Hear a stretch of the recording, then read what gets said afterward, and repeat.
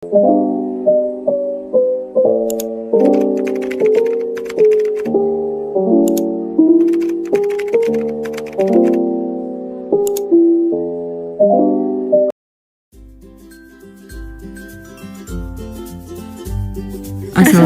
warahmatullahi wabarakatuh. Hai teman-teman. Pada video kali ini, kami akan membahas mengenai klasifikasi jamur yang pertama, yaitu Zygomicota. Tetapi sebelum itu, let us introduce ourselves. Hai Pips, perkenalkan nama saya Alivia Zara Firman. Hai Besti, perkenalkan nama saya Andi Lalatul Tita Azhara. Halo teman-teman, perkenalkan nama saya Nantes Naulia. Hai semuanya, perkenalkan nama saya Amelia Septi.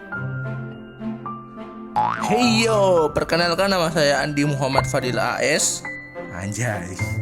Kami dari kelompok Zygomicota 2. Apa yang teman-teman ketahui tentang fungi? Fungi, atau yang sering kita sebut sebagai jamur, ialah organisme kecil yang bersifat eukariotik heterotrof dan biasanya sering kita jumpai pada sisa-sisa organisme yang sudah mati, pada sampah-sampah organik, bahkan tanpa kita sadari, jamur dapat tumbuh di kulit kita seperti panu, kutil, kurap, dan masih banyak lagi. Maka dari itu, pentingnya teman-teman semua senantiasa menjaga kebersihan kulit. Jangan salah, jamur tidak hanya merugikan makhluk hidup, tetapi ada juga yang menguntungkan. Jamur juga mempunyai ciri-ciri loh teman-teman. Di antaranya, yang pertama, jamur umumnya bersifat multiseluler, yaitu terdiri atas banyak sel. Yang kedua, bersifat eukariotik, yaitu belum memiliki membran inti sel.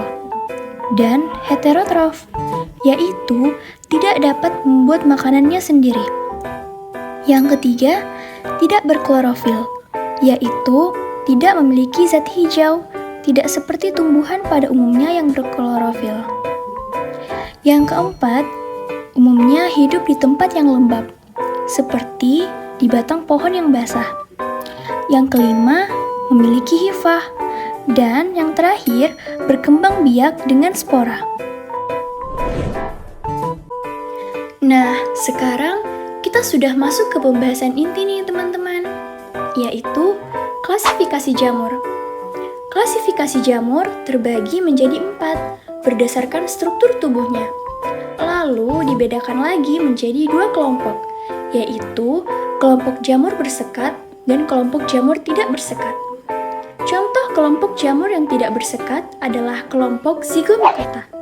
Sementara kelompok jamur bersekat yaitu Ascomycota, Basidiomycota, dan Deuteromycota. Apakah teman-teman merasa familiar dengan bentuk-bentuk jamur di atas? Yang akan kita bahas lebih lanjut yaitu Zygomicota. Apa sih Zygomicota itu?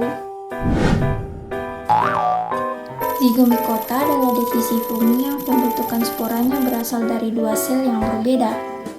Spora seksual dikenal sebagai zygospora, sedangkan spora aseksual dikenal sebagai sporangiospora. Tumbuhan jamur ini terdiri atas hifa yang tidak bersekat. Jamur dalam film ini disebut jamur yang paling tinggi jika dibandingkan dengan kelas Ascomycota dan Basidiomycota. Mengapa demikian?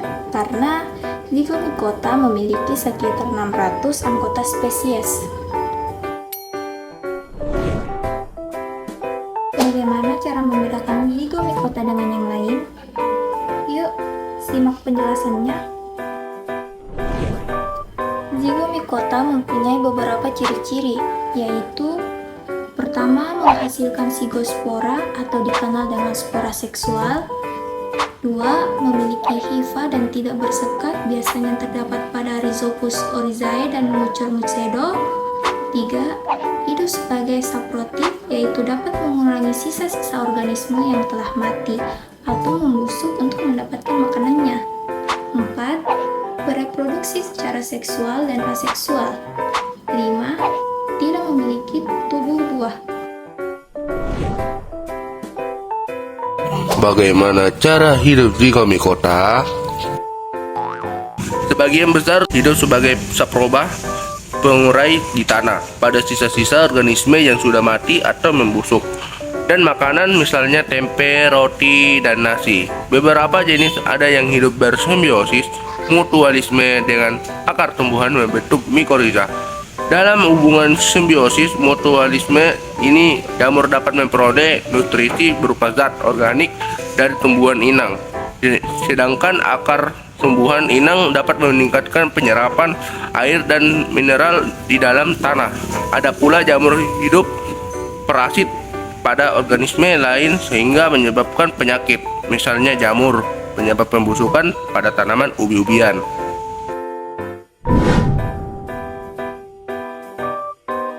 Bagaimana cara zigomikota melakukan reproduksi?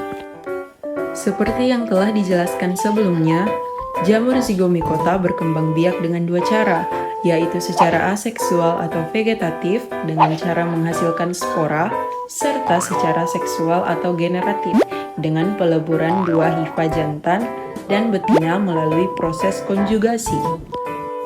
Lalu, bagaimana prosesnya? Proses reproduksi secara aseksual yaitu ujung hifa membentuk gelembung sporangium yang menghasilkan spora. Bila spora jatuh di tempat yang cocok, akan tumbuh menjadi hifa baru.